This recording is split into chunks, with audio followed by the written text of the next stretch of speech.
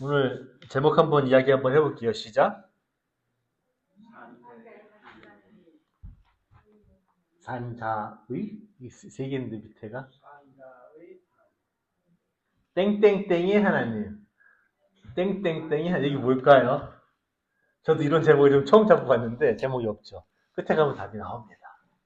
잘 생각하시면서 한번 가보겠습니다. 한 페이지 한번 보여주세요. 오늘 사두개파 사람들은 너무 유명한 이야기죠. 이거 뭐 이야기 다 사두개파 사람들, 바리새인 사람들 맨날 싸우잖아요. 성경에서 보면 그 바리새파 사람들 맨날 나쁜 사람으로 나오고 성경이 이제 뭐 그렇게 흘러가는데 사두개파 사람들은 부활을 인정하지 않아요. 부활을 이제 부정해요. 부정. deny 합니다. 천사도 부정해요. 부활을 부정하다 보니까 이 현세 삶에 굉장히 관심이 많아요. 왜냐하면 죽으면 끝이니까 지금 잘 살자. 뭐 그렇다고 지금 막 흥청망청 살자는 건 아니에요.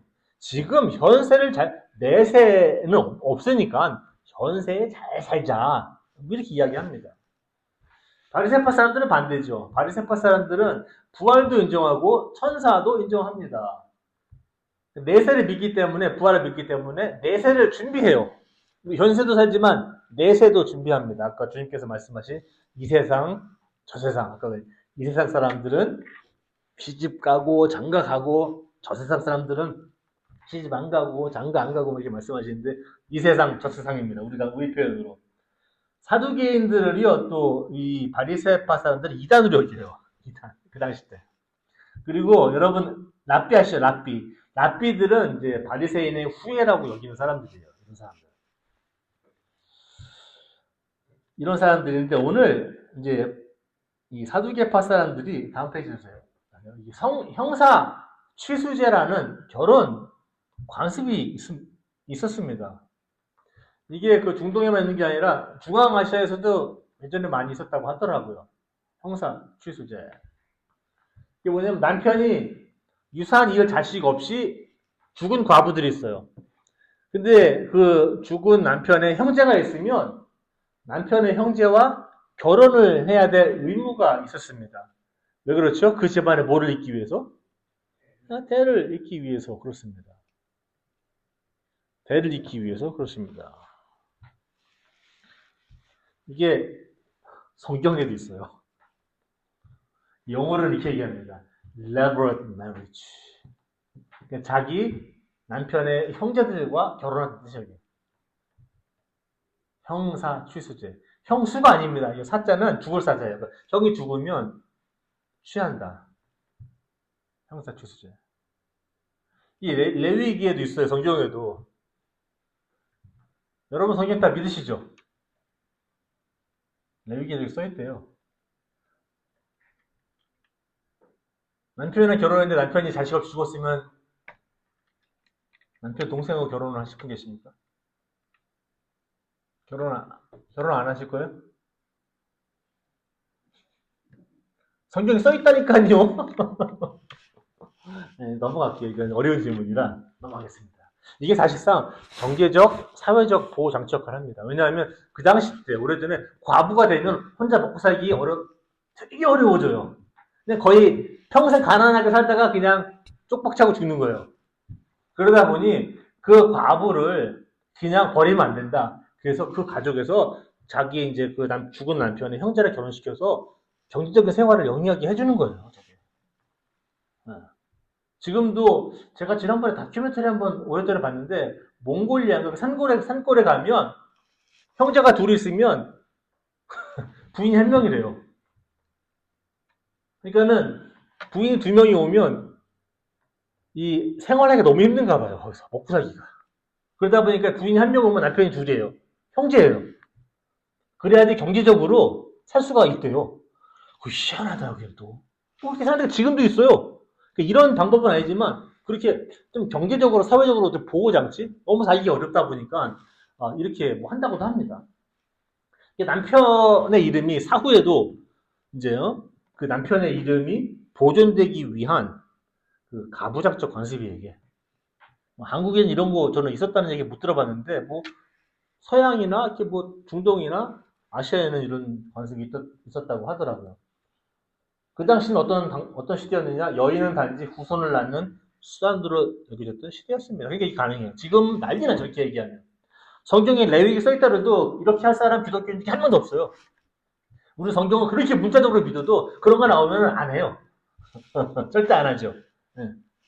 큰일 나죠, 그렇게 하면. 다음 페이지 한번 주세요. 이런 상황에서 사두개인들이 질문을 던지는데 사두개인들의 질문은 굉장히 교묘한 질문입니다. 아주. 이거를 이제 그 trick question. 그러니까 질문의 의도가 좀 의심스러운 질문들.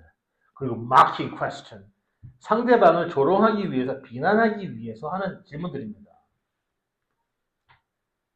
사두개파 사람들은요, 부활을 믿지 않는데 질문 중에 이런 말이 있어요. 여러분들 아까 들으셨는지 모르겠지만 32절에 뭐 형제가 7이 있는데 뭐 여자가 와서 결혼을 하고 다 죽었습니다. 남편 없이 뭐 자식 없이. 그러면서 32절에 나중에 그 여자도 죽었습니다. 그러나 부활 때에 그 여자는 누구의 아내가 되겠습니까? 부활 때에. 부활을 믿지 않는 사람들이 왜 부활 때를 언급하면서 그렇게 물어봅니까? 굉장히 지금 속임수 예수님을 지금 딱 올가매려는 질문을 지금 던진 거예요. 사두개인들이. 사두개파 사람들이. 사두개파 사람들이 이해하는 성경은 굉장히 단순합니다. 레위기에 뭐 이렇게 써 있으니까 그냥 해라 이런 식으로 이런 식으로 이야기하죠.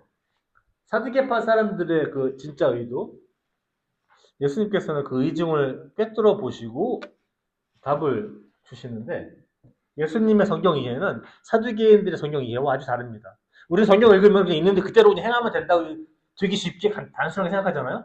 그러면 여러분들 그렇게 사셔야 돼요. 레위기 때처럼. 내가 우리 딸 시집 보냈는데 남편이 죽었어. 자식 없이. 그럼 그 동생이 내가 보낸 딸하고 결혼해야 돼. 그거 하게 하시겠어요? 말도 안 되는 그런 거 안 하잖아요. 솔직히 하십니까? 안 해요.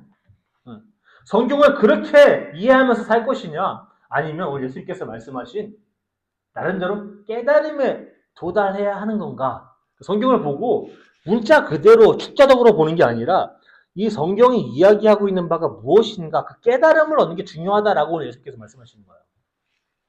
오늘 그런 것들을 한번 살펴보려고 합니다. 다음 페이지 한번 주세요. 오늘 본문에서 사두개인들의 질문을 받고 예수님께서는 아마 이런 말씀을 하십니다.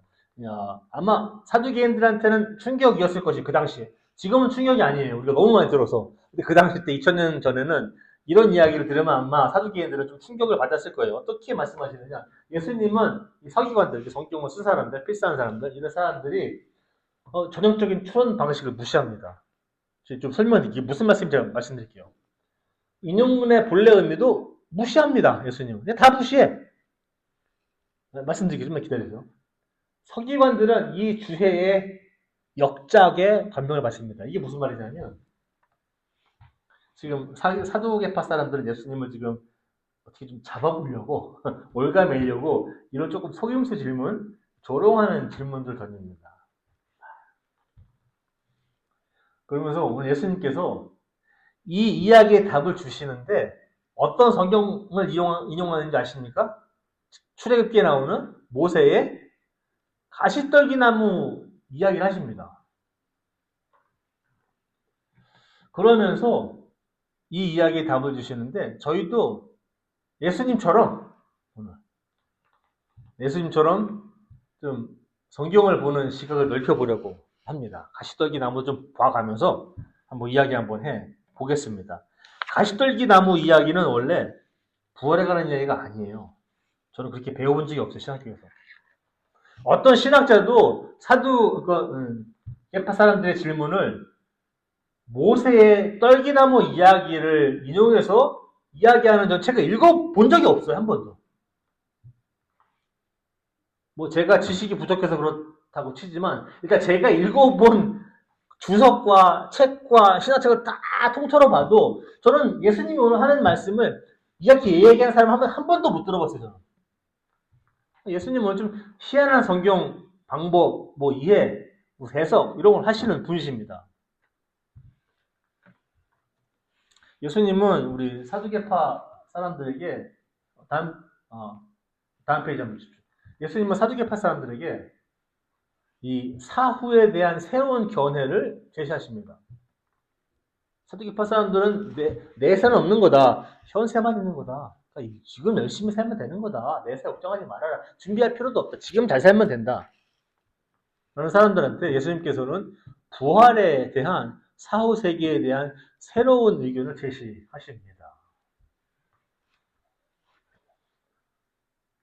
이 세상에서는 남자가 장가가고 여자가 시집가고 막 합니다. 특히 1세기 때는 내가 원해서 뭐 시집 장가가는 게 아니에요. 아버지 어머니가 다 정해주면 그냥 가야 돼. 어쩌다가 이쁜 여자 걸렸어. 그 다행인 거야. 어쩌다가 돈 잘 버는 남자 걸려서 다행인 거예요. 안 그러면 이제 고생이겠죠.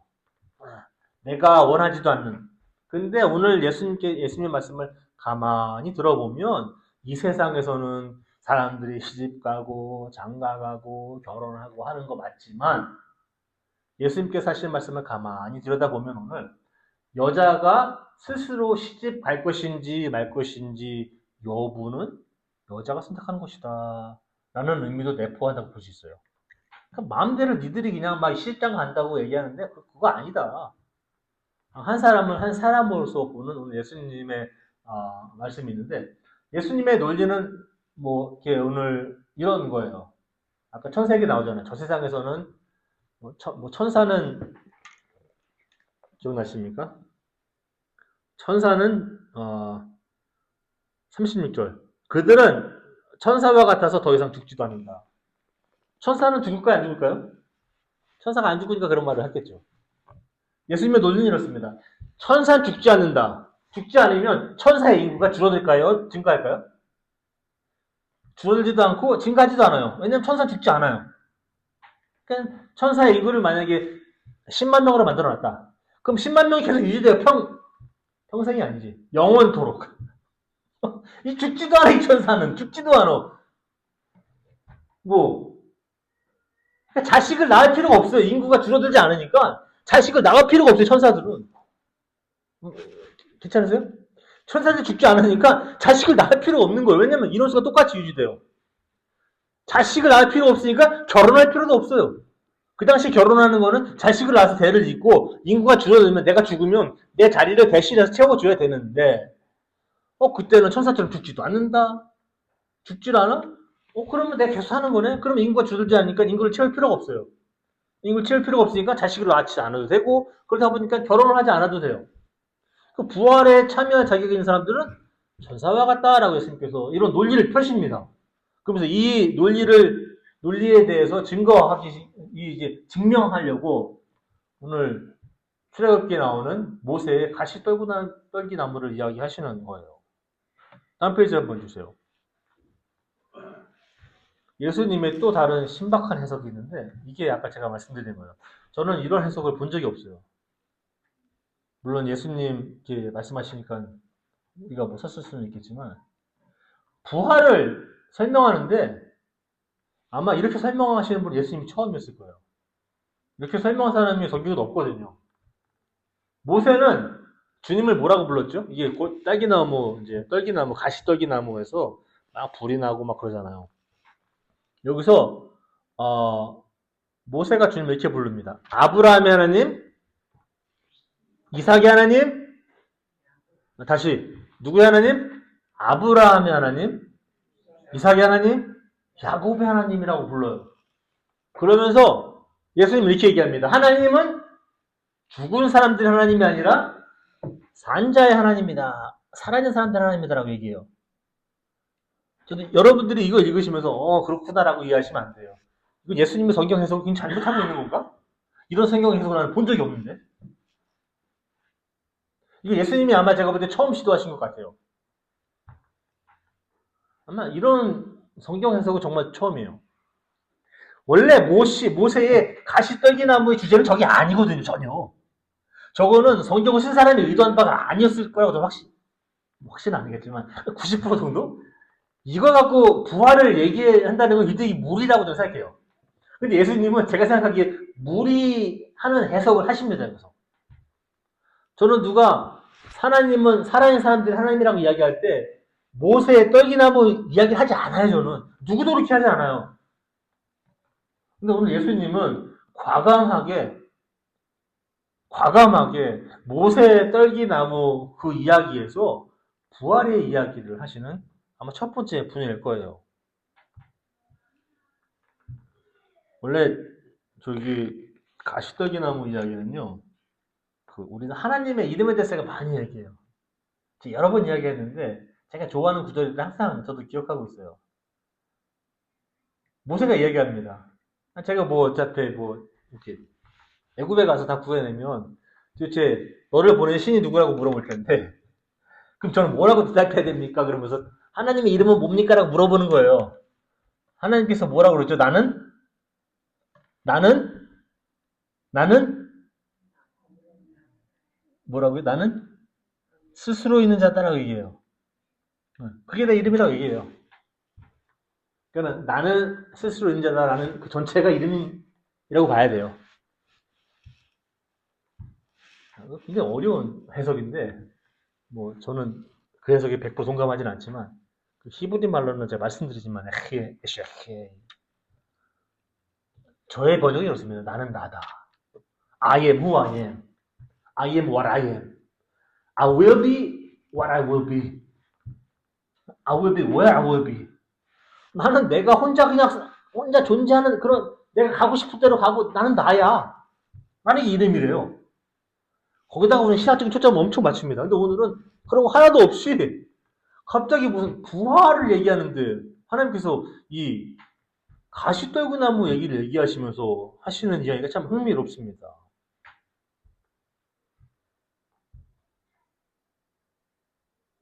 아브라함의 하나님, 이삭의 하나님, 야곱의 하나님이라고 얘기하면서 하나님은 죽은 사람들의 하나님이 아니라 살아있는 사람의 하나님이다라고 이야기하십니다. 다음 페이지 한번 주십시오. 그래서 모세 당시 때는요. 아브라함과 이삭과 야곱은 그때 산 사람입니까? 죽은 사람입니까? 그때 모세가 살았을 때. 다 죽어. 지금 땅속에 지금 다 그냥 없어져 버린 사람들이 이 몸이. 그러니까 다 땅에 묻혔든지 뭐든지 간에 다 없어진 사람들이에요, 몸이. 예수님은 죽은 자들은 하나님을 알지도 못하고 하나님께 예배하실 수 없다. 라고 지금 말하시는 거예요. 그러니까 우리가 누구누구의 하나님이라고 하는 것은 그 누구누구가 죽어있다, 살아있다? 살아있다라는 뜻이래요. 예수님께서 말씀한 제 논리가 아니에요, 지금. 이건 예수님의 논리예요. 그러므로 하나님이 아브라함의 하나님, 이삭의 하나님, 야곱의 하나님이 되려면 아브라함과 이삭과 야곱은 살아있어야 돼, 죽어있어야 돼요. 근데 이 사람 죽었어요, 살았어요? 죽었죠. 그러면 이 사람들 세 사람은 아브라함과 이삭과 야곱은 지금 상태가 어떻게 되어 있어야 돼요? 다시 살아났어야 돼요. 죽었는데 우린 다 죽은 줄 알아요. 몸이 다 그냥 사갔어. 근데 아브라함과 이삭과 야곱의 하나님 이 셋은 살아있어야 돼. 그럼 죽은 사람이 살아있으려면 우리가 이야기하는 부활을 해야 된다는 논리가 나와요. 이건 전적으로 예수님의 굉장히 신기한 성경 해석입니다. 이거는 참 제가 봐도 어저께도 이거 보면서 예수님 이거 조금 오버하신 거 아닌가? 성경 해석을. 이거는 조금 배워본 적도 없고 저는 이거 시작해서도 안 가르쳐줘요 이런 거. 이런 건 없어요. 아니 어떻게 모세 가시 떨기나무 얘기를 보고 이런 얘기를 하지? 이건 지금 뭐 거의 무슨 동문서답하는 식이에요. 말이 안 되는 거예요. 이런 해석을 듣고 난 사두개파 사람들과 다른 사람들은 이제 뻥친 거죠. 이거 뭐야? 아니, 모세의 그 가시떨기 나무 이야기는 이런 얘기가 전혀 아닌데? 그래서 아까 그 역작이라고 얘기한 게 그런 말씀이에요. 이 서기관들과 다른 사람들이 듣고 이거는 듣도 보지도 못한 성경 해석인데? 라는 얘기예요. 그래서 이거 신기하다?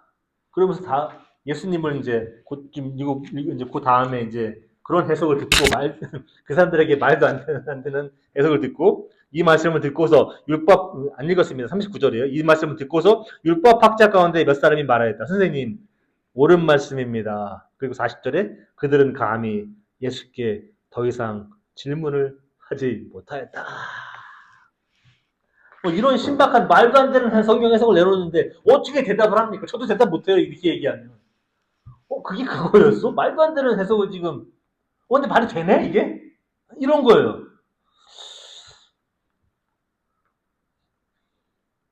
오늘도 예수님처럼 우리도 조금 그 모세 떡이나무 이야기를 하면서 우리의 깨달음을 좀 더 넓혀 보려고 한번 해 봅니다.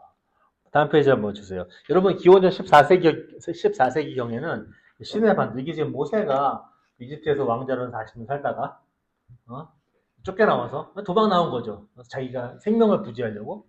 그 40년 동안 미디안 광야에 살면서, 이제 그때가 14세경이에요. 이제 기원 전 14세. 그 당시 때 그 시내 반도, 미디안 이런 광야, 이런 사막 이런 데서는요, 그냥 사막이 그냥 끝이 없이 펼쳐져 있죠.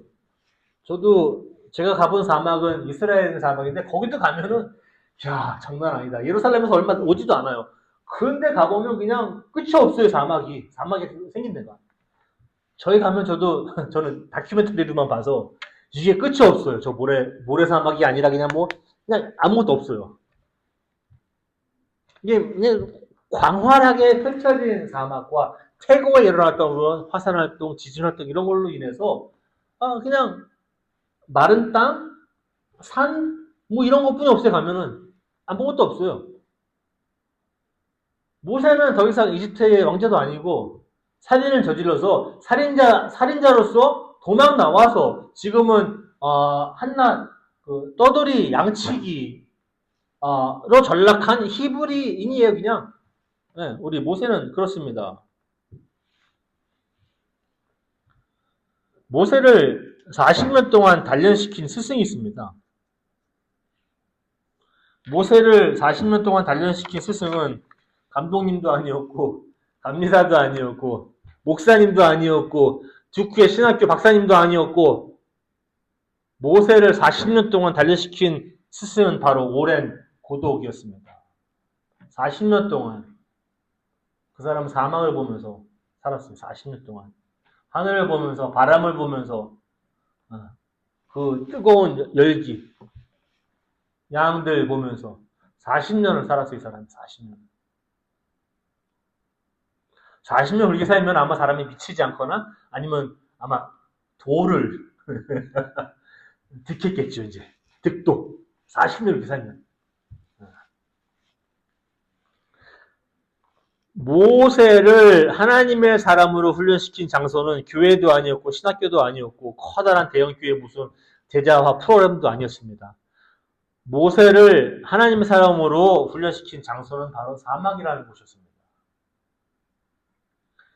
사막은 히브리 말로 이렇게 얘기합니다. 미드바르.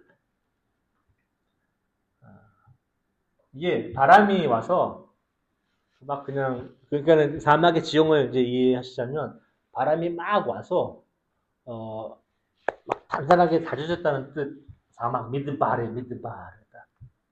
근데 하나님의 말씀이라는 히브리 단어는 다바르. 이게 다바르 자음이 똑같아요. 세 개가. 앞에는 전치사예요. 미드바르에서 미드는. 디귿, 비읍, 리읍, 다바르. 사막이라는 단어와 하나님의 말씀이라는 단어는 어근이 같아요. 희한하죠. 사막이라는 단어와 하나님의 말씀이라는 단어는 히브리 말에서 어원이 같다는 말이에요. 굉장히 중요합니다. 다음 페이지 한번 주십시오. 하나님은요, 이 신에 대한 아주 커다란 신학적인 어떤 대화들, 신에 대한 신박한 무슨 이론이나 교리들, 신을 위해 만든 성전이나 무슨 종교보다 하나님은 더 크신 분입니다. 하나님은요, 어떤 인간에게 자신의 목소리를 들려주시느냐? 인간이 만들어 놓은 부수적인 것들을 다 내려놓을 때, 그리고 하나님께 온전히 집중할 때, 하나님께서는 나바르 말씀을 주신다. 근데 그게 보통은 미드바르 사막이라는 곳에서 성경에서는 배경을 놓습니다. 40년 동안 아무도 없는 고요한 사막에서 40년 동안 사막에 나가면 사람의 목소리를 하나도 못 들어요. 자기가 이야기하는 것 외에는. 상상해 보십시오. 한 4일은 버틸 수 있을 것 같아요. 끼키야 4주. 근데 이제 4달 지나고 1년, 2년, 3년, 이게 40년을 이렇게 했다? 아무 음성이 들리지 않아요, 가면. 바람 소리, 뭐 동물 소리, 가끔가다 돌 떨어지는 소리. 뭐 이런 것만 듣는 거예요, 40년 동안 지금. 응. 이런 상황입니다. 모세는 아마 그런 40년 그 생활을 하면서, 무명의 목동 생활을 하면서 아마 나름대로 결단의 시간이 다가오고 있었으면 아마 알았을 거예요. 모세는 자신이 40년 동안 왔다 갔다 지나다녔던 광야, 출애굽기 여러분들 읽어보시면, 4장 읽어보시면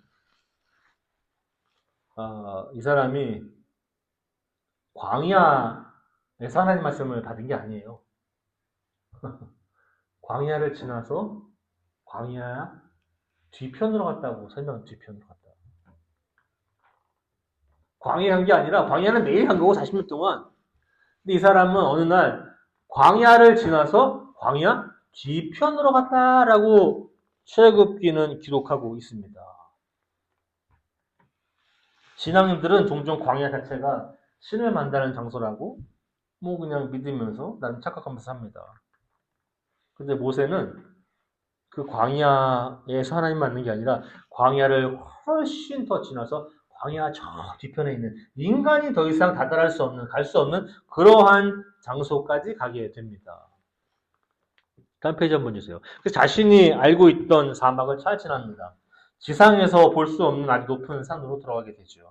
이 산이 바로 우리가 이야기하는 호렙산입니다. 하나님의 산. 하나님의 산은요, 인간이 접근할 수 없는 땅입니다. 그래서 이게 하나님의 산이라고 불러요. 하나님의 산입니다. 거룩한 산입니다. 그 안에 들어가 보니 아마 거룩한 것들이 많이, 그런 현상들이 이제 모세가 목격을 했겠죠. 신기한 것들도 많고, 과학적으로 설명할 수 없는 그런 신비함들이 아마 모세의 눈과 귀와 모든 오감을 다 자극하면서 사로잡았을 거예요. 모세가 매일매일 지겹도록 40년 동안 보아왔던 가시떨기 나무는 불에 타고 있습니다. 아마 눈을 의심했겠죠. 내가 보고 있는 게 맞는 건가? 자기 오감을 의심했을 겁니다. 근데 이게 불이 타고 있으면 연기도 나고 열도 나야 되는데 연기도 안 나, 열도 안 나, 연소도 안 돼. 근데 불은 타고 있습니다. 근데 이제 자기 눈도 의심하고 귀도 의심하고 손도 한번 대보고 이거 왜 안 뜨겁지? 이런 경험을 아마 의심하기 시작했을 거예요. 그러면서 다음 페이지 한번 주시면, 그런 것들 좀 자세히 보려고 가까이 다가가자 그 떨기나무, 그 가시떨기나무 사이로 음성이 들립니다. 모세야, 모세야. 아마 광야에서 처음 들었던 목소리일 거예요. 40년 만에. 40년 만에 처음 들었던 목소리일 거예요. 모세야. 원래 이게 하나님의 목소리만 모세야 이렇게 영어로 말하면 할 텐데, 저는 모세야, 모세야. 이거 40년 만에 누가 내 이름을 광야에서 불러? 저 멀리 광야를 지나서 뒤편으로 가서 광야도 없는데, 광야 저 뒤편으로 갔는데, 근데 성경은요, 그 음성을 하나님의 음성이라고 기록해요. 참 희한하죠? 모세가 뭘 들었는지는 모르겠어요. 모세가 들은 음성이 성전도 아니고, 회당도 아니고, 그런 게 아니에요. 그냥 떨기나무, 맨날 보던 떨기나무에서 불이 나고 있고, 연소도 안 되는데, 연기는 안 나고, 열도 안 나고, 거기서 소리가 들리는 거예요. 모세야, 모세야. 그러면 그 소리를 누가 하나님의 소리라고 언뜻 기록하겠어요. 근데 출애굽기 기자는 그거를 하나님의 음성이라고 기록합니다. 모세는 매일매일 광야에 서 있는 너무 흔해서 눈길 한번 주지 않았던 그 지극히 평범한 일상적인 가시떨기 나무를 새롭게 볼 수 있는 새로운 시선을 갖게 됩니다. 모세는 이제 새로운 능력을 소유합니다. 무슨 능력이냐? 이런 거예요. 지극히 평범한 일상 속에서 특별함을 볼 수 있는 그 눈을 가진 사람, 매일 보던, 매일 보던 가시떡이나무 이게 새롭게 보이기 시작합니다. 3페이지 한번 주세요. 여러분들이 왜 하나님의 음성을 잘 못 듣는지 아세요? 아마 이런 것일 거예요. 내가 음성을 들으면 그 음성이 하나님의 음성이라고 상상하기 어려워요. 아마 모세도 그랬을 거예요. 떨기나무, 가시떨기나무에서 무슨 음성이 들리는데 이 음성이 하나님의 음성일까 아닐까? 일단 아니라고 상상을 하면은 하나님의 음성이 되기는 좀 어려워요. 인간은 이런 경향이 있어요. 어떤 경향이냐? 공동체가 정한 규율. 우리는 이제 우리 교회예요. 우리 교단이에요. 아니면 우리 기독교 이런 것들. 인간이 정한 규율들, 종교가 만든 교리와 신학들, 그런 것들이 권위 있는 목소리라고 우리는 배워요. 맹목적으로 믿으라고 얘기해요. 그리고 우리가 만들어 놓은 공동체에서 정해진 규율이나 법이나 교리나 신학에 도전하지 못하게 해요. 그냥 승복하는 거예요. 모세가 위대한 이유는 바로 이 점에 있습니다. 모세가 여기서 자기 속에서 들리는 이 목소리, 모세야, 모세야. 아마 이 목소리를 하나님의 음성으로 들은 것 같아요. 모세는. 아, 이거 하나님이다. 그 가시떨기 나무에서 나오는 제가 들었던 소리. 이 소리가 어디서 나왔는지 근원이 어딘지는 뭐 설명을 안 하니까 모르겠어요. 근데 분명히 모세는 무슨 소리를 들었고 그 소리가 하나님의 음성이라고 인지를 했어요, 지금. 그리고 그 소리에 반응을 합니다. 그러면서 하나님께서 그런 모세에게 이제 가까이 오지 말아라. 가까이 가서 보려고 하니까 저거 이제 보려고 하니까 가까이 오지 말아라라고 이야기합니다. 이 말은 또 뭔 말일까요? 한 페이지 한번 있어요. 오늘 예수님처럼 한번 저희도 조금 이것저것 이야기 한번 해봅니다. 이런 해석도 가능할까? 뭐 이런 거. 모세가 들어선 사막이 여러분 신약 시대 때 그리고 구약 시대 때 그 성전이라는 거 이게 성전이 있으면 성전 뜰이 있어요. 성전 뜰. 그 성전이 딱 하나 있어요. 성소. 그리고 성소에 쭉 들어가면 뭐가 하나 있죠? 지성소라는 게 있어요. Holy of Holies. 거룩한 것들 중에 또 거룩한 거. 그래서 지성소. 이거는 정말 어떤 곳인지 제가 예전에 말씀드렸죠. 그게 한 2m 될 거예요. 2m, 2m. 그리고 여기 커튼 쳐놓으면 들어가면은 빛이 1도 들어오지 않습니다. 칠흑 같은 어둠이. 거기 뭐가 있죠? 네, 언약궤도 있고 뭐 있어요. 그리고 거기 들어가는 그 제사장들은 이제 스케줄이 있어서 아무나 못 들어갑니다. 아무나 들어가면 죽어요. 아, 무서운데요, 여기. 무서운데요. 여기서 누굴 만나죠? 여기서 제사장들이 하나님의 음성을 들어요. 지성소에서. 그러면 설명 한번 해볼게요. 광야는 성전뜰 같은 곳이에요, 성전뜰. 광야는. 그리고 광야 저 뒤편은 아마 하나님의 거룩한 산일 거예요. 저 뒤편에 있는 거룩한 산. 그러니까 저 뒤편에 있는 거. 광야 뒤편. 그리고 거룩한 산은 아마 지성소일 거예요. 그러니까 광야가 성전 경내라면 광야 저편은 성전일 거고 광야 저 뒤편에 하나님의 산에 들어갔다는 것은 아마 지성소에 들어갔다는 아마 그런 얘기가 될 거예요. 저의 해석입니다.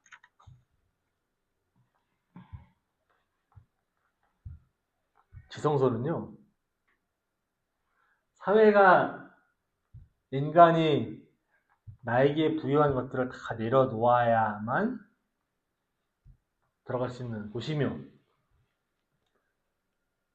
아마 모세가 이 순간 아마 자기 인생의 남다른 경지로 이렇게 들어가기 위해서 과거의 오래된 특히 자신이 이제 가지고 있었던 사회나 공동체나 종교나 뭐 이런 것들이 자기에게 부여한 기대들, 명칭들, 이름들, 뭐 전부 다 이런 것들을 다 내려놓고 들어가야 할 곳입니다.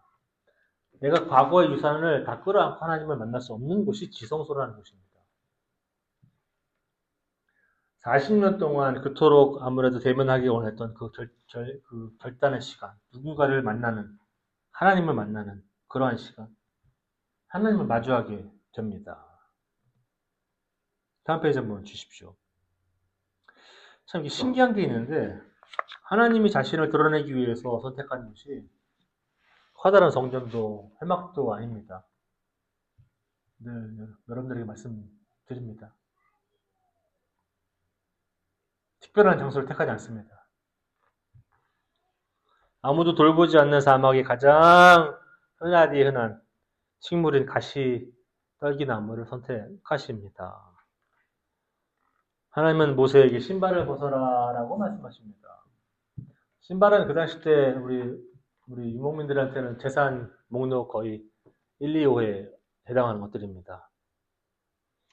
은의적으로 보면 아마 신발은 모세의 오래된 자아를 아마 의미했었을 거예요.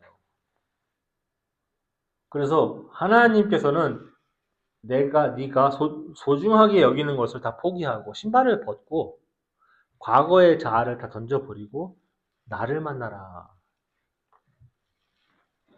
그런 것을 말씀하시는 것 같아요. 한 페이지 한번 주세요. 신발을 벗는 행위는 거룩한 것과 거룩하지 않은 것을 나누는 아마 표식 같은 것일 겁니다. 신발을 벗어야 하는 이유는 하나님께서 말씀하십니다. 네가 서 있는 땅이 거룩한 땅이기 때문이다. 그 새로운 세상이라는 게 예수님이 보여주시기 위한 새로운 세상. 하나님이 꿈꾸셨던 하나님의 나라. 우리가 랄리 제일 감리교회가 꿈꾸는 우리한테는 새로운 땅이 어딜까? 그 새로운 세상이란 저 멀리 하늘에 있는 장소도 아니고 바로 우리가 서 있는 바로 이 장소가 거룩한 땅이다. 여러분 랄리 제일 감리교회에 오시면 성도님들은 여러분들의 오래된 자아를 다 내려놓으시나요? 아직도 교회 오시면서 우쭐하고 우리 교회뿐만 아니라 다른 교회 다 나는 누군데 나는 뭔데 그런 분들 계시잖아요, 그죠? 교회 가면 내가 왕년에 다 내려놓으세요. 그리고 성도님들은 바로 이 말리제일 감리교회가 하나님께서 우리에게 주시는 새로운 땅과 새로운 하늘이 열릴 곳이라고 믿으십니까? 아멘 하셔야죠, 당연히. 아멘 하셔야 돼요, 여기서 바로. 네. 바로 이곳이 새 하늘과 새 땅이 열릴 곳이 될 것입니다. 그건 여러분한테 달렸어요. 저한테 달린 게 아니에요. 여러분한테 달렸어요. 다음 페이지 잡아주십시오. 모세는 주님을 아브라함의 하나님, 이삭의 하나님, 야곱의 하나님이라고 부릅니다. 아브라함은 위대한 비전을 상징합니다. 오늘 예수님께서는 아브라함과 이삭과 야곱의 하나님을 부활로 해석하셨지만 저는 이렇게 보겠습니다. 아브라함이 상징하는 것은 위대한 비전입니다. 아브라함은 인간이 보기에 가능성이 1도 없는 그 가능성에다가 하나님께서 약속을 해주십니다. 내가 너의 자손들을 뭐보다 많게 해주겠다? 하늘의 별보다 많게 해주겠다. 하늘의 별이 몇 개인지 아십니까? 세보신 분 계세요? 얼마? 수조개, 수경개, 곱하기 수경, 수조, 또 곱하기 수. 그렇게 많게 해줬다는 걸 말씀하시는 거예요. 내가 너를 통하여 커다란 민족을 이루겠다고 하는 위대한 비전을 주시면 아브라함은 그런 걸 상징해요. 이삭은 뭘 상징하느냐? 이삭은 헌신을 상징합니다. 헌신. 아니 자기 아빠가 저 계단에서 죽이려고 해요. 자기 생명 내놓습니다. 이삭은. 헌신을 상징합니다. 야곱은 뭘 상징하느냐? 야곱은 깨달음을 상징합니다. 야곱이 굉장히 교묘한 사람인데 끝에 가서 깨닫습니다. 인간의 교묘함과 술수로 살아가면 안 되는 거구나, 이 인생은. 잘 풀릴 수는 있겠으나 그게 인생의 목적이 아니구나 그러면서 깨달음을 얻습니다. 그러니까 아브라함은 하나님께서 주신 위대한 어떤 비전을 상징하고 이삭은 인간으로 살 수 있는 헌신, 야곱은 내가 깨달음의 경지에 이르러야 되는 거구나. 근데 오늘은 모세를 보면 모세에게 보여진 하나님의 모습은 좀 달라요. 다음 페이지 한번 주세요. 이제 우리는 하나님을 이렇게 불러야 돼요. 주님을. 아브라함의 하나님, 이삭의 하나님, 야곱의 하나님, 그리고 모세의 하나님.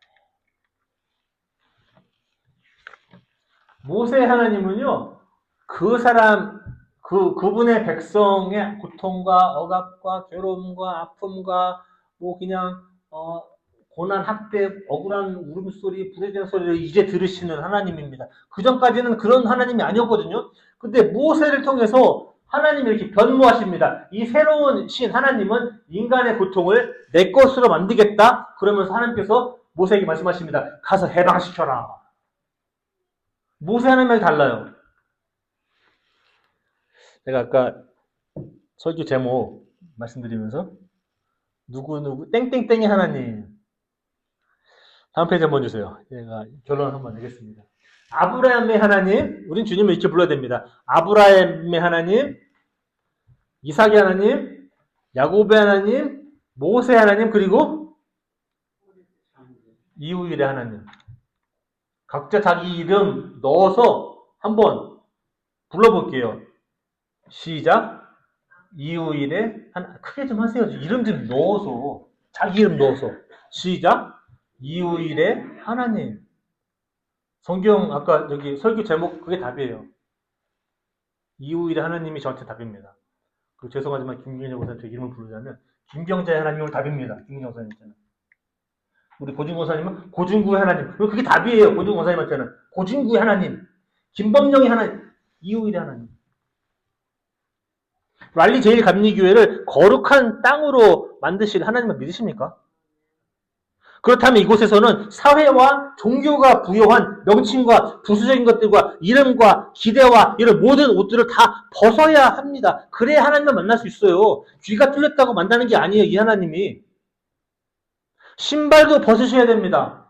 오래된 자 다 내려놓으셔야 합니다. 아브라함의 위대한 비전이, 이삭의 헌신이, 야곱의 깨달음이, 모세의 새로운 시선이, 이 거룩한 땅, 여기입니다.